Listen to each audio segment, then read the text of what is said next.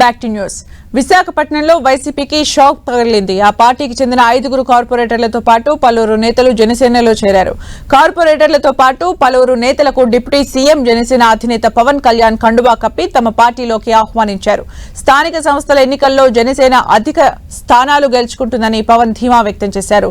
YCP తనకు వ్యక్తిగతంగా శత్రువు కాదన్నారు పవన్ కళ్యాణ్.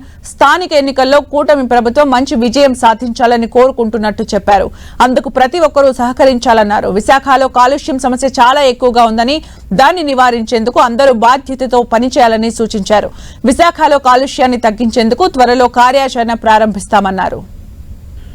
భవిష్యత్తులో కూటమి ప్రభుత్వం వైజాగ్ కార్పొరేటర్ ఎన్నికల్లో మనం బలంగా విజయం సాధించాలని కోరుకుంటూ మీ అందరి సహాయ సహకారాలు కావాలి. దేశంలో కూడా ఎక్కడ లేనంత కాలుష్యం, వాయు కాలుష్యం కానీ, పర్యావరణ మన నీటి కాలుష్యం కానీ చాలా ఎక్కువ ఉన్న నగరం వైజాగ్ జిల్లా. సో ముఖ్యంగా కార్పొరేటర్స్గా మీ అందరికీ చాలా బలమైన బాధ్యతలు ఉంటాయి. ఎన్వైర్న్మెంటల్ ఆడిట్ చేయాలి. కాలుష్యం ఏ స్థాయిలో కాలుష్యం ఉంది, భవిష్యత్తులో తీసుకోవాల్సిన చర్యలు ఏంటి, వీటన్నిటి మీద ముందుంటాం.